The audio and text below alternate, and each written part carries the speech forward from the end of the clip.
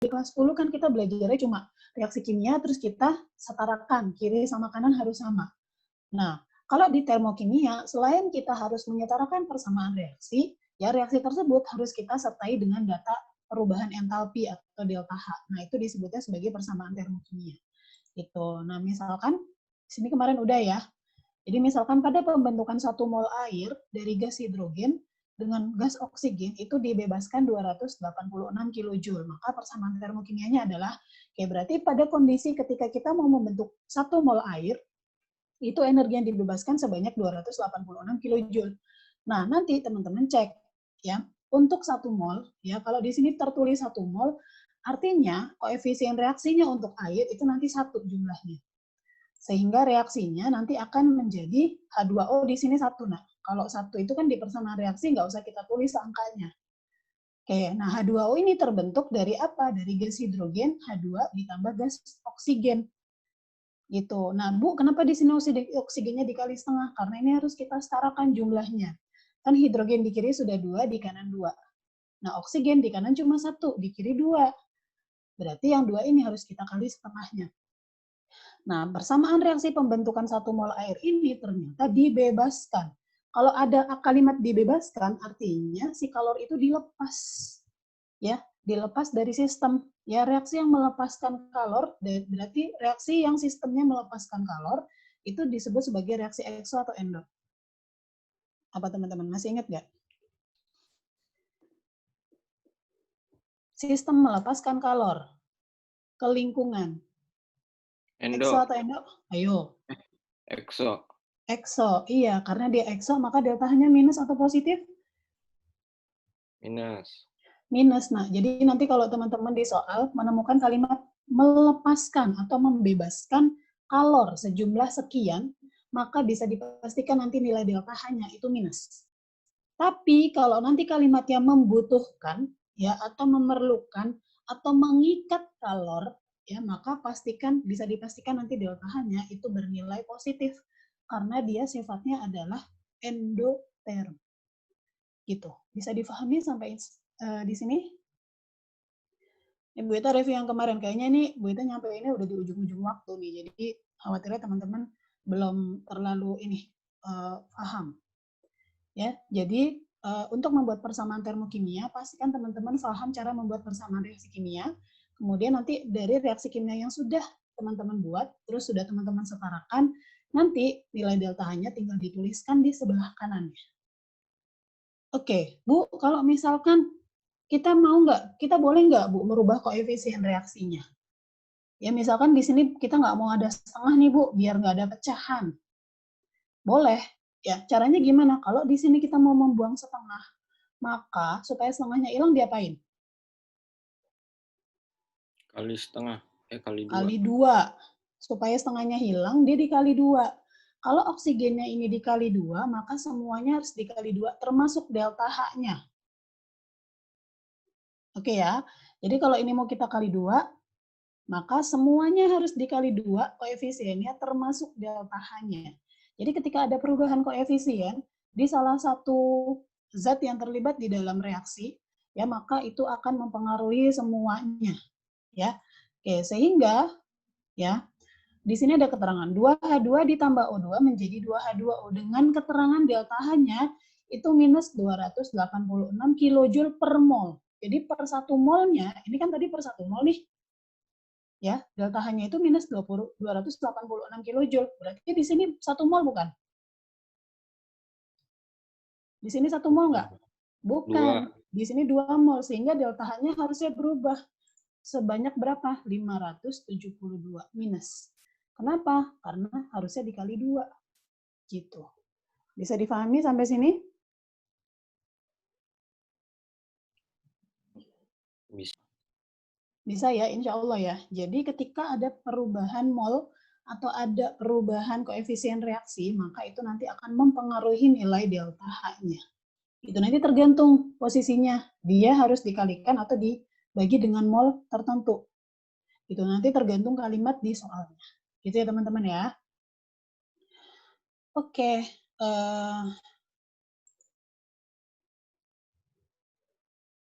Ini nanti aja dulu.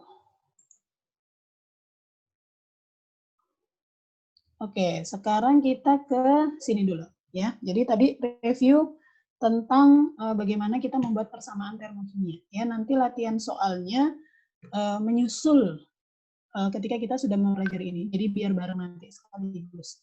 Oke, sekarang kita masuk ke jenis-jenis perubahan entalpi. Tadi Bu Ita katakan ya bahwa nanti nilai entalpi itu ada beberapa jenis tergantung reaksi yang terlibat di dalamnya ya. Jadi jenis reaksi itu banyak ya. Nah, ini yang standar yang teman-teman harus kuasai. Di sini dikatakan ya, perubahan entalpi itu diukur pada suhu 25 derajat Celcius dan tekanan 1 atm. Ya, ini kalau dia kondisinya standar. Gitu ya. Nah, kondisi standar itu nanti data delta H-nya, delta H0, ada nolnya. Artinya si delta H itu diukur pada kondisi 25 derajat Celcius dan 1 atm.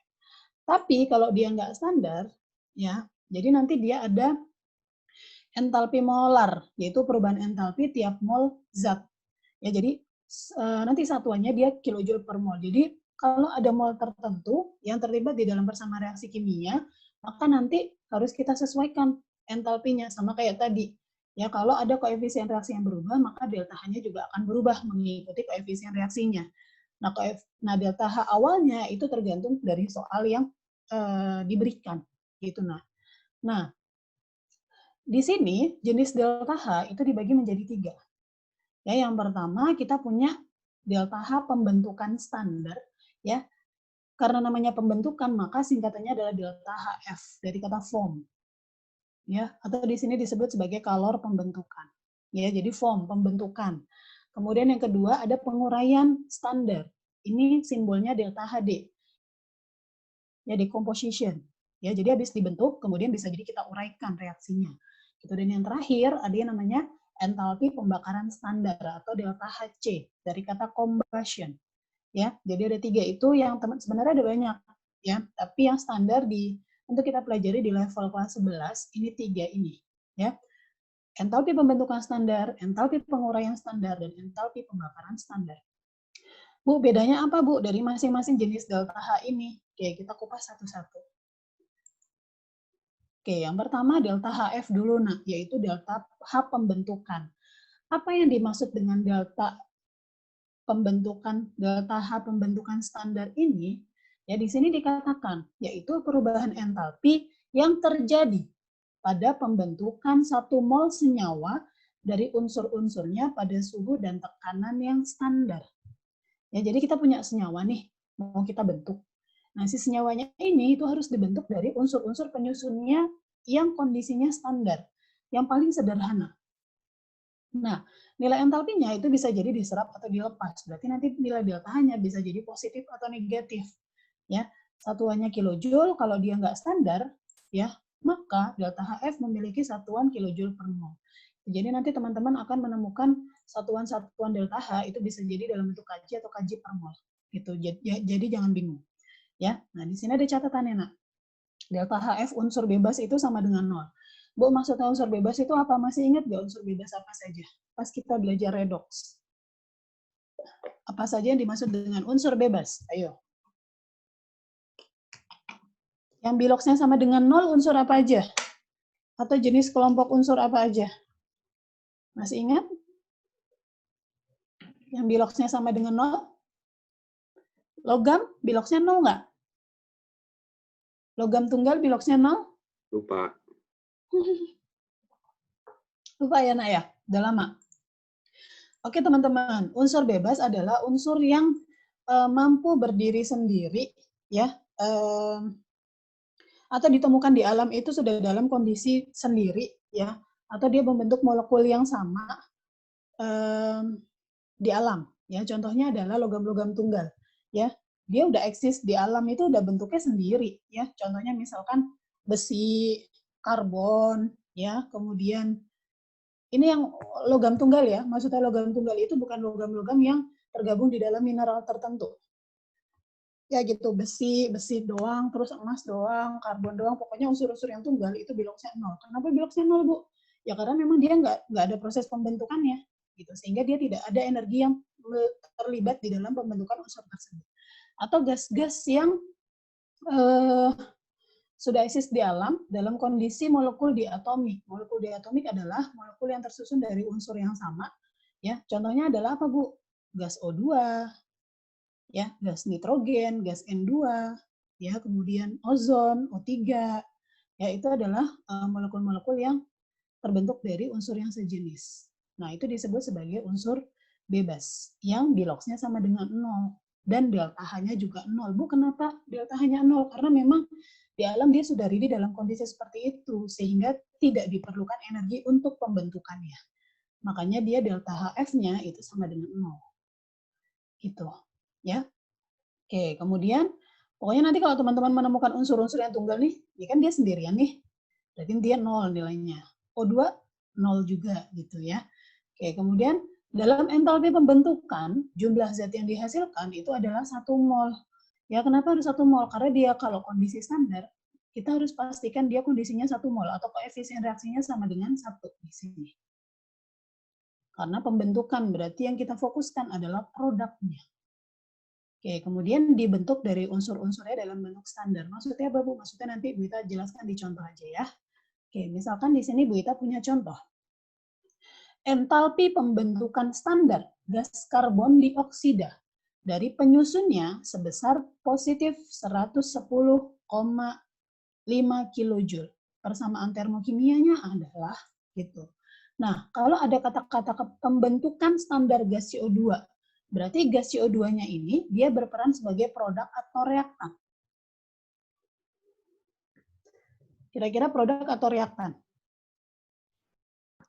Produk. Produk, karena dibentuk. Ya, ingat ya, kalau kata kalimatnya pembentukan standar gas karbon dioksida, maka si CO2-nya itu mau kita bentuk. Artinya si CO2-nya itu teman-teman kondisikan ada di produk atau ada di kanan. Makanya di sini kenapa CO2-nya ada di kanan. Nah, dari penyusunnya, di sini dikatakan, yang menyusun si senyawanya itu harus unsur-unsur pada kondisi atau bentuk yang standar. Maksudnya apa, Bu? Maksudnya misalnya gini, CO2 ini tersusun dari berapa unsur? Nah,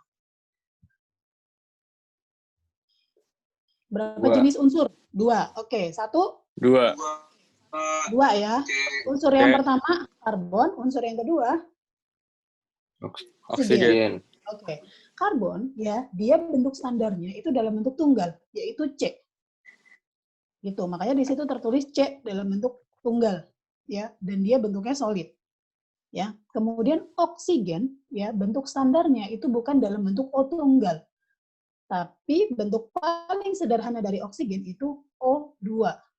Gitu ya, dalam bentuk gas. Itu maksudnya adalah unsur-unsur pada kondisi standar yang membentuk si CO2.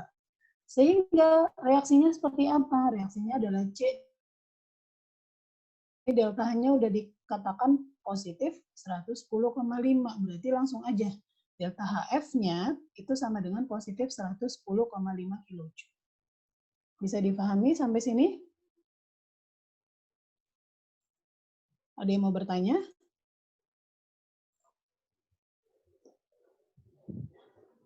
Oke ya, ada ya. Oke.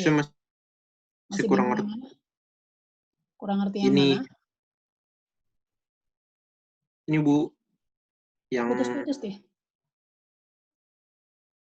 Yang apa? Dia kurang ngerti yang KJ mol itu, Bu. KJ mol? Ya, KJ per mol. Oke, jadi gini. Kalau untuk satuan, nanti teman-teman akan menemukan delta H itu bentuk satuannya ada 2, yaitu KJ sama KJ per mol. Nah, sebenarnya kalau dia di situ ada keterangan KJ per mol, artinya si KJ tersebut, sebentar. Jadi gini, ini kan kenapa KJ di sini nggak dikasih per mol? Karena di sini udah standar, koefisiennya 1. Paham ya? Oke, nanti kalau dia ada mol tertentu, maka nanti akan disesuaikan sama mol yang ada. Berarti nanti satuannya akan berubah jadi KJ per mol. Gitu. Jadi nanti teman-teman akan menemukan soal yang di situ nanti dia akan melibatkan mol. Jadi nanti Bu Ita juga akan review konsep mol yang ada di materi kelas 10 untuk masuk ke sini. Gitu. Ya. Jadi nanti pelan-pelan. Memang satuannya ada 2. Kadang KJ per mol. Ya, dan memang kadang ini yang kita bingung, sulit membedakannya. gitu. Tapi nanti tinggal menyesuaikan soalnya aja. Ya, gitu aja Tih. Ya, untuk sementara kita ngikutin satuan yang diberikan di setiap soal. Gitu aja ya. Oke, Bu. Oke, daripada pusing-pusing, Mbak. Oke, sekarang kita latihan dulu membuat persamaan reaksinya dulu. Ya, misalkan Bu Ita mau membentuk tulis reaksi pembentukan standar dari NaCl. Nah, oke, kira-kira gimana kalau Bu Ita mau membentuk NaCl? Ini Bu Ita taruh kanan. Oke, terdiri dari berapa unsur? 2 Wah, ada Na dan ada Cl. CL. Na kalau dia dalam kondisi standar, Na termasuk logam atau non-logam?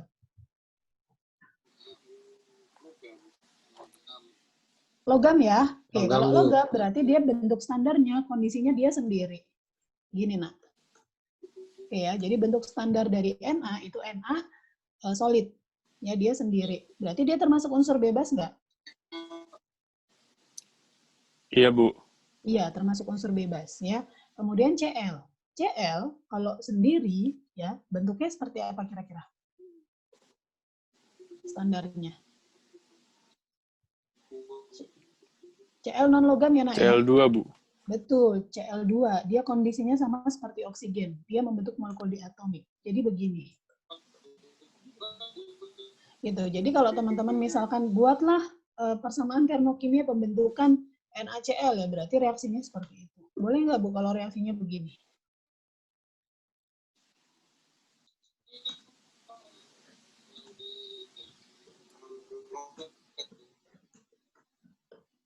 Boleh nggak? Kalau kita tuliskan ionnya. Bu, kalau yang non logam itu pasti selalu 2, Bu, molekulnya. Iya, molekul diatomik. Oh. N2, O2, kemudian apa lagi? Cl2, F2. Ya, banyak. Oke, yang pertama bisa ya. Yang pertama bisa. Oke, kemudian yang kedua bisa nggak kira-kira?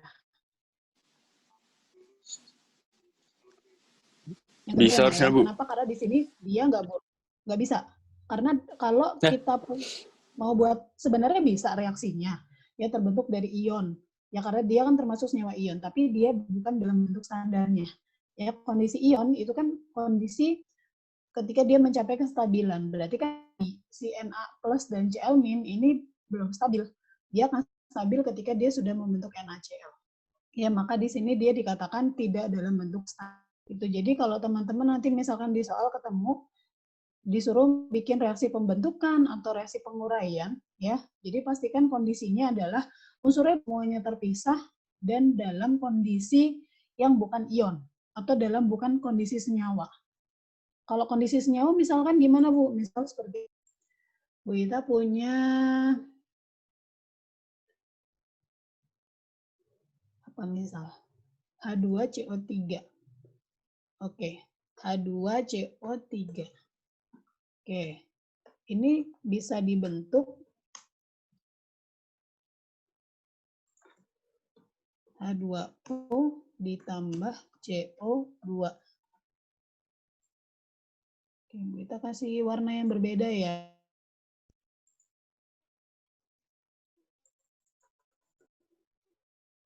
Oke, sama H2 ditambah C ditambah 3/2 O2. Oke, teman-teman, untuk reaksi pembentukan H2CO3, manakah yang benar? Apakah reaksi pertama atau yang kedua untuk pembentukan standarnya? Yang pertama atau yang kedua? Kedua. Kenapa yang kedua? Karena berunsur. Iya, kenapa yang kedua? Benar, jawabannya karena di sini terbentuk dari unsur-unsur yang standar. Bu, kenapa yang pertama nggak bisa? Kira-kira kenapa? Untuk alasan yang kedua, oke. Yang alasan kedua, yang pertama kenapa salah? Yang reaksi pertama kenapa salah? Udah dalam bentuk senyawa. Betul, karena dia dalam bentuk senyawa. Bu, kenapa sih memang kalau dalam bentuk senyawa? Yang penting kan reaksi akhirnya sama ujung-ujungnya. Beda, nak. Kalau di sini masih ada senyawa, senyawa ini kan masih kita bisa uraikan. H2O masih terbentuk dari apa? H2 plus O2. CO2 masih kita uraikan bisa jadi C plus O2 gitu. Jadi dia bukan standar. Kenapa? Karena senyawa-senyawa yang menyusun si H2CO3 ini masih bisa kita uraikan. Itu berarti dia bukan dalam bentuk yang paling sederhana atau standar. Oke, bisa dipahami sampai sini? Kasih jempolnya kalau sudah paham. Ada yang mau bertanya?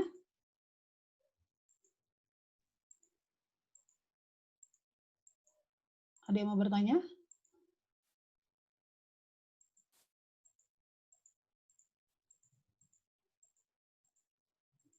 Oke ya, insya Allah bisa dipahami ya. Nanti untuk pelatihan membuat membuat reaksinya kita pelan-pelan. Ya, kita pelan-pelan. Nanti insya Allah bisa. Nanti nanya aja ya Bu, ini bentuk standarnya apa, boleh. Ya. Oke, Bu Ita clear all drawings dulu. Kemudian Bu Ita lanjut ke yang kedua. Ya, habis kita membentuk, sekarang kita balik. Kita ingin menguraikan si zatnya. Ya. Di sini kita punya entalpi penguraian standar atau delta HD. Ya. Apa isinya delta HD ini? Ya, di situ dikatakan perubahan entalpi yang terjadi pada penguraian 1 mol senyawa menjadi unsur-unsur penyusunnya pada keadaan standar. Ya, jadi dia kalau dikatakan standar, berarti dia terukur pada kondisi 1 mol. Bu, buktinya kalau dia 1 mol apa? Nanti di reaksinya itu zat yang dimaksud itu memiliki koefisien reaksi sama dengan 1. Gitu ya. Nah, di sini kita punya hukum Laplace. Nah, apa isinya hukum Laplace, Bu? Di situ dikatakan jumlah kalor yang dilepas pada pembentukan senyawa dari unsur-unsur penyusunnya itu sama dengan jumlah kalor yang diperlukan pada penguraian senyawa tersebut menjadi unsur-unsur penyusunnya. Artinya apa sih? Artinya si entalpi penguraian standar ini kebalikan dari entalpi pembentukan standar. Gitu. Nah, jadi kalau tadi entalpi pembentukan standarnya misalnya positif, berarti penguraiannya itu udah otomatis nanti delta-nya negatif. Terus reaksinya gimana, Bu? Reaksinya tinggal kita balik. Gitu. Makanya kenapa di sini Bu Ita berikan contoh reaksi yang sama biar teman-teman paham bedanya, ya. Paham kuncinya itu ada di mana, gitu ya, Nak ya. Oke, di sini Bu Ita masih contohkan yang sama, ya. Tapi soalnya gini, entalpi pembentukan standar, ya. Jadi diketahuinya pembentukannya. Gas CO2 sebesar 110,5 kJ. Yang ditanya, maka persamaan termokimia dan entalpi penguraian standar gas CO2-nya adalah, ya jadi yang ditanya penguraiannya, bukan pembentukannya. Berarti gimana? Ya tinggal kita balik aja yang tadi udah kita kerjain. Tadi kan CO2-nya di kanan, karena dibentuk. Sekarang mau kita uraikan, berarti CO2-nya berperan menjadi reaktan, ada di sebelah kiri. CO2 kita uraikan jadi unsur-unsur standarnya, yaitu C plus O2. Nah, deltahannya yang awalnya positif, dia berubah jadi negatif. Gitu. Bisa dipahami?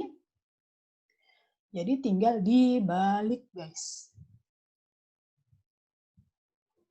Oke ya, jadi tinggal dibalik ya.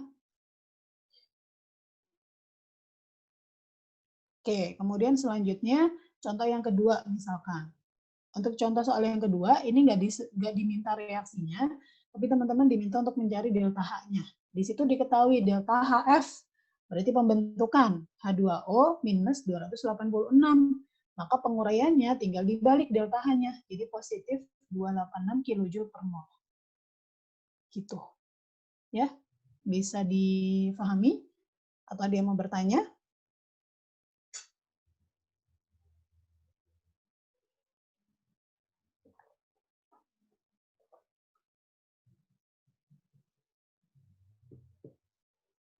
Oke ya. Sudah oke?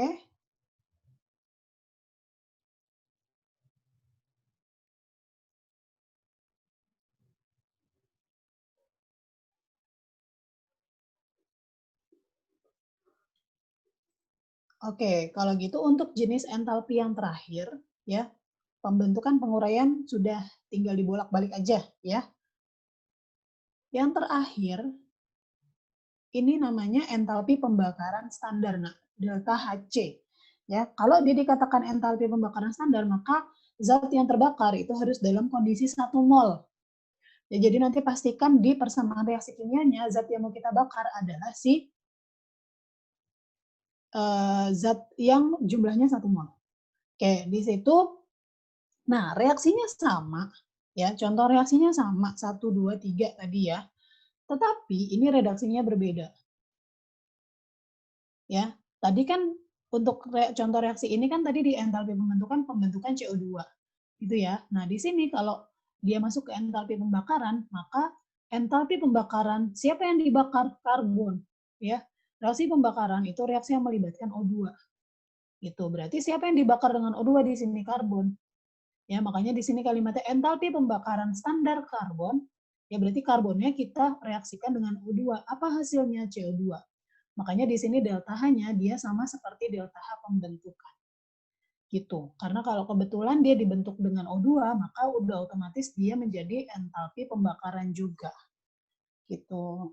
Bu, misalkan yang apa misalkan? Ada contoh lain misal. Sebentar, kita cek di buku. Takut salah. Ya, Bu Ita kasih contoh misalkan.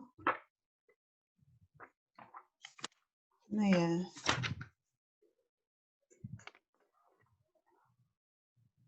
Oke, misalkan entalpi pembakaran, yuk kita mulai ya.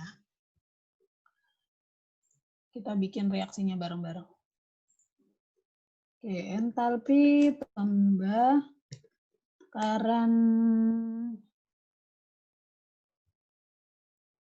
apa misalkan? CH3OH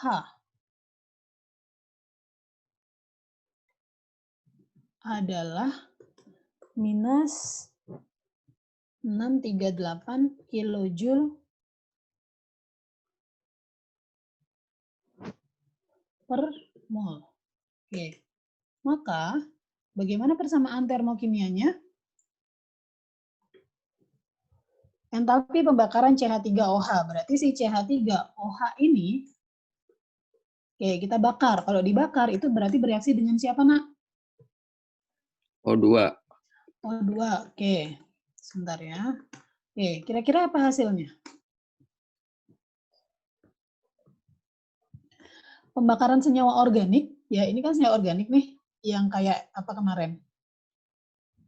Alkana, alkena, alkuna, kemudian kalau teman-teman ketemu, ini kan hidrokarbon ya, tapi dia ditambah OH, ya berarti dia masih golongan senyawa organik, maka nanti hasilnya selalu CO2 dan plus H2O.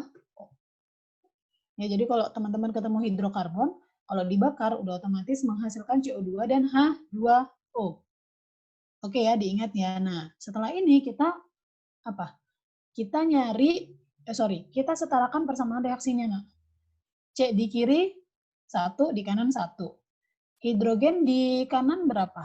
Di kiri berapa hidrogen? 2. Ayo, hidrogen. 4. 4, di kanan 2. Berarti di kanannya kita kali 2. Kemudian oksigen di kiri ada? 3. 3. Kemudian di kanan ada? 2. Udah 4. Di kanan ada 4, ya. Di kanan ada 4, di sini ada 3. Berarti yang harus kita sesuaikan yang kiri, ya. Nah, di kiri itu kan sudah ada 3. Di sini 1 udah terpisah, berarti kita kurang aja. Ya, di kanan kan 4, di kiri di sini udah ada 1, berarti tinggal 3 lagi yang kita sesuaikan. Nah, di sini baru 2. Berarti tinggal 3/2. Udah. Nah, karena yang dibakar CH3OH, kita diminta untuk membuat standar, maka di sini koefisiennya kalau bisa nggak usah dirubah. Ya, biar dia tetap standar sebanyak 1 mol. Udah, tinggal masukin delta H-nya sama dengan minus 638 kilojoule per mol. Gitu. Ada yang masih bingung?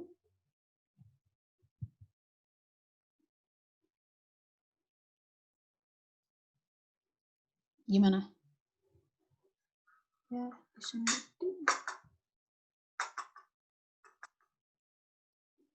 ada yang masih bingung? Halo? Enggak, Bu. Enggak ya? Bu, Oke. itu 3/2 O2-nya tadi buat apa, Bu?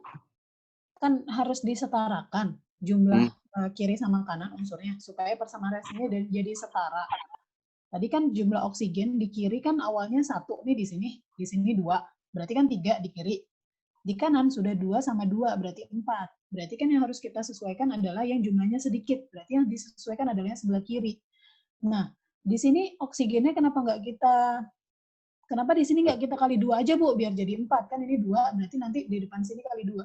Kalau di sini nanti kita kali 2, maka C-nya kan berubah. Nanti kita merubah ini lagi, panjang. Ya, maka oksigen yang menempel di CH3OH ini kita biarin aja, jumlahnya tetap 1. Berarti kan supaya jadi 4, ini udah ada 1, berarti kan tinggal 3 lagi yang kita sesuaikan. Sedangkan di sini 2, supaya di sini 2 kan makanya dia harus dikali 3/2. Gitu, Aymar. Oh, oke, Bu. Ya, agak jelimet ya. Oke, teman-teman untuk contoh yang banyak, silakan teman-teman buka di buku, itu ada di halaman 68 dan 69. Ya, jadi kalau misalkan butuh contoh yang banyak terkait tadi pembentukan standar, penguraian standar, dan pembakaran standar, teman-teman bisa buka buku halaman 68 dan 69. Nah, untuk latihan soal, yuk kita bareng-bareng latihan halaman 85 nomor 1 dari A sampai F. Yuk. Yang berapa, Bu? Halaman berapa, Bu? Yang mana dulu? Untuk contoh halaman 68 69. Oke, latihan soal halaman 85 nomor 1A sampai F. Tuh, ya. Berarti sekarang dikerjakan ya, halaman 85 nomor 1A sampai F. Nah, di buku masing-masing. Bu Ita izin sebentar ya, masukin buah ke kulkas, disemutin. Kerjakan di buku masing-masing ya, nanti kita bahas bareng-bareng.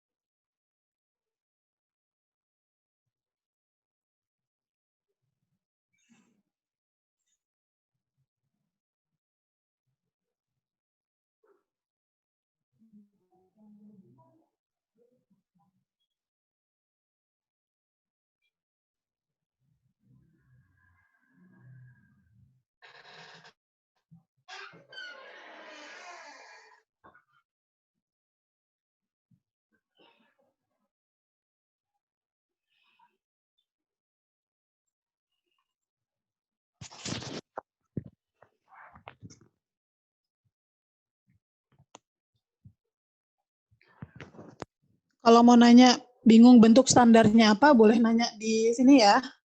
Misalkan Bu, bentuk standarnya N apa?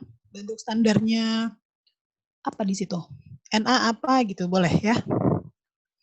Halaman 85 nomor 1A sampai F.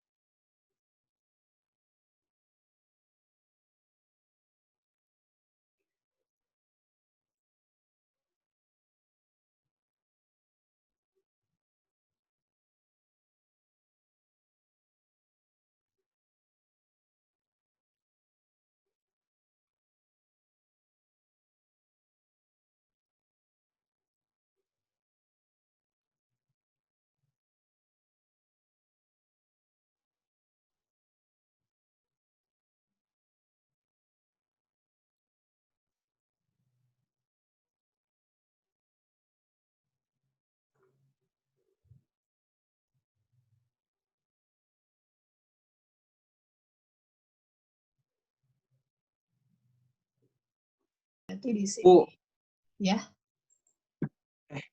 slide-nya mah ya hilang. oh, kita mau buka papan mau buat ngerjain Saya pengen lihat yang penguraian, penguraian. Bu. Tinggal dibalik aja posisinya. Kalau penguraian berarti dia di kiri, di reaktan.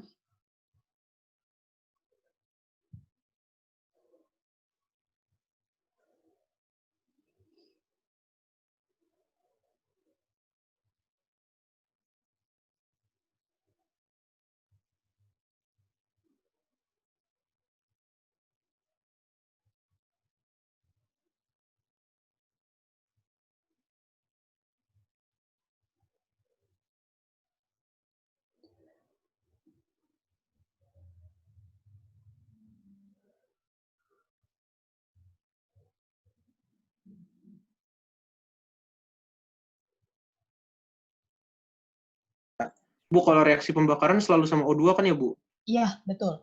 Reaksi pembakaran selalu dengan O2. Ya.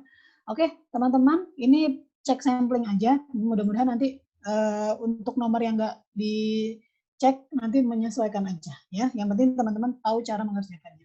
Oke, kita cek yang B. Ya. Di situ dikatakan pembentukan NH4NO3. Karena dia pembentukan, maka si NH4NO3-nya kita taruh di kanan.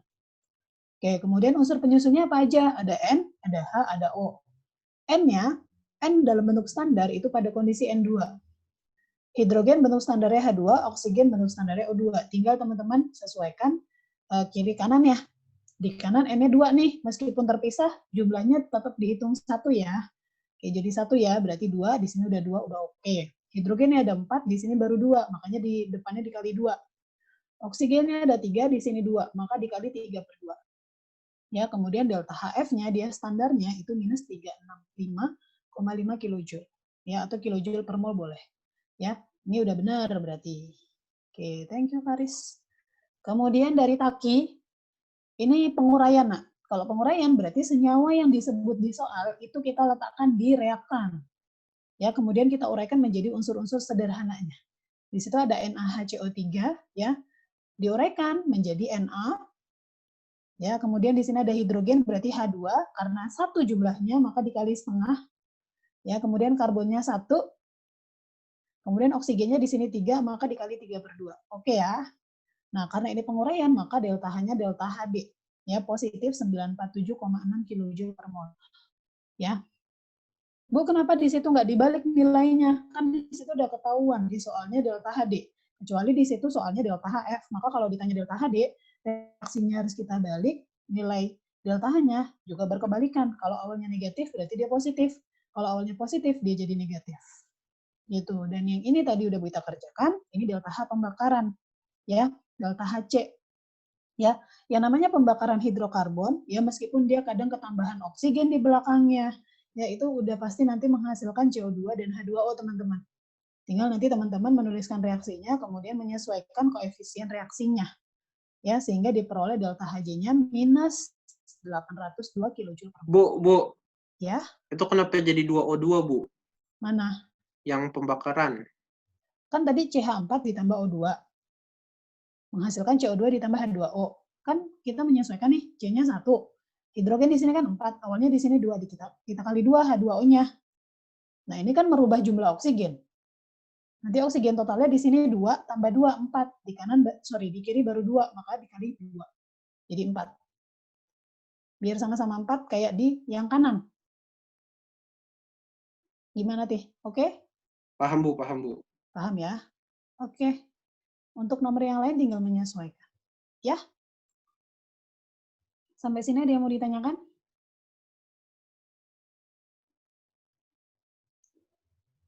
Aman?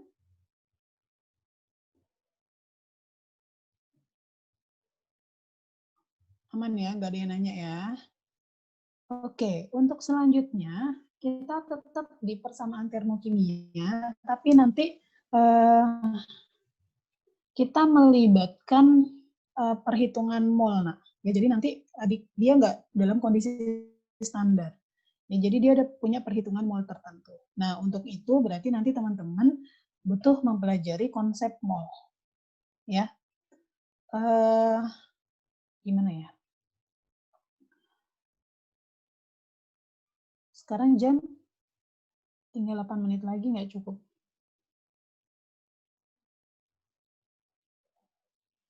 Oke, untuk permulaan aja, misal kita bahas soal nomor, tetap di halaman 85, oke ya, nomor 2C. Oke, nah ya, halaman 25, nomor 2C. Oke, di soal nomor 2C itu kan dikatakan, pada pembakaran 0,1 mol C2H5OH dibebaskan kalor sebesar 123,5 kilojoule. Oke. Maksud kalimat ini adalah, gitu ya, ini buat trigger pekan depan. Oke. Halaman 85 nomor 2C, di situ dikatakan pada pembakaran 0,1 mol C2H5OH itu dibebaskan kalor sebesar 123,5 kilojoule. Kira-kira ini kondisinya standar nggak? Kondisinya standar Enggak, Bu. nggak? Enggak, Bu. Tidak. Kenapa tidak? Soalnya enggak 1 mol, Bu. Jumlah molnya. Betul, karena jumlah molnya tidak 1. Ya, sehingga gimana persamaan termokimianya? Boleh kita bikin persamaan termokimia tanpa merubah delta H-nya, tapi koefisien reaksinya C2H5OH ya jadi 0,1 mol. 0,1 depannya gitu. Berarti gini. Misalkan kita punya C2H5OH. Kita bikin persamaannya dulu ya, standarnya ya. O2. Ini nanti menghasilkan CO2 ditambah H2O. Ya, di sini kan berarti kita kali 2. Hidrogennya 6, berarti di sini 3. Gini ya. Oksigennya berapa? 7. Di sini udah ada 1, berarti di sini 3, gitu ya. Oke, ini kan ini untuk reaksinya standar nggak ini? Standar ya. Kenapa standar? Karena di sini 1 mol. Karena di sini koefisien reaksinya 1 nih. Kita nggak ngasih. Ya, jadi ini untuk reaksi standar 1 mol. Sedangkan di soal ini, ya, ini kan pembakarannya nggak standar, yaitu kondisi 0,1 mol. Gimana cara kita bikin persamaan termonya, Bu? Boleh kita bikin persamaan termo menggunakan koefisien 0,1 ini. Ya, tapi delta H-nya nggak kita rubah. Berarti gimana nulisnya, Bu? 0,1, berarti di sini menyesuaikan. Di sini berarti bukan 3, tapi 0,3. Berarti di sini berapa? 0,2. Yang di sini 0,3. Delta H-nya berapa, Bu? Delta H-nya ya tetap. Karena kan pada kondisi 0,1 mol itu dibebaskan. Kalau dibebaskan berarti minus 123,5 kilojoule. Bu, nggak enak banget koefisiennya pecahan. Ya, bisa nggak, Bu, kita rubah jadi standar 1 mol aja? Boleh. Kira-kira kita apain, Nak? Ada yang tahu harus kita apakan? Kali 10, Bu. Dikali 10? Benar gak, Bu? Benar gak, Bu? Benar ya, dikali 10 ya. Supaya apa? Supaya jadi sama dengan 1. Benar ya? Oke. Supaya reaksinya standar, oke, maka semua koefisien dikali 10 atau dibagi 0,1 bisa nggak? Supaya dia jadi 1. Bisa. Bisa. Oke, berarti kita kembali ke sini. C2H5OH ditambah O2 akan, 3 ya? 3O2 ya? Oke, akan menghasilkan 2CO2 ditambah 3H2O. Oke, tadi Bu Ita katakan, kalau koefisiennya berubah, maka nilai delta H-nya berubah nggak? Enggak. Ayo. Berubah. Berubah, Nak. Jadi nilai delta H-nya, ya kita kali 10 juga. Berarti jadi minus 1.235 kilojoule per mol. Kenapa di situ ditulis per mol? Karena memang ini kondisi dalam bentuk 1 mol. Oke ya, kenapa di sini nggak ditulis per molnya? Karena di sini udah ada keterangan 0,1 mol. Gitu, Nak. Jadi ketika teman-teman Makanya tadi Bu Ita katakan nilai delta H itu bisa jadi berubah tergantung istilah di soalnya. Gitu. Jadi untuk kalor yang ada di sini ini bukan standar, bukan pada kondisi 1 mol, tapi kondisi 0,1 mol. Nah, persamaan termokimia itu biasanya harus kita kondisikan ke 1 mol, sehingga harus kita rubah nilai delta H plus reaksinya. Boleh nggak kita, Bu, nggak merubah delta H-nya? Boleh, tapi teman-teman masukkan koefisien reaksinya sesuai mol yang ada di sini. Kalau di sini 0,1 ya berarti di depannya 0,1, dan yang lain menyesuaikan. Kalau teman-teman mau rubah jadi 1, ya berarti tinggal disesuaikan. Begitu. Sampai sini paham? Nah, untuk pekan depan kita akan perdalam lagi. Ini kan molnya udah ujuk-ujuk diketahui nih. Kalau misalkan molnya nggak diketahui, nanti caranya bagaimana, itu nanti akan kita pelajari pekan depan. Ya, plus nanti akan melanjutkan perhitungan yang lain. Sampai sini ada yang mau ditanyakan? Sepertinya ada yang ngechat Bu Ita, pasti ke toilet. Oke. Sudah, sebelum Bu Ita tutup? Sudah jam 8.38.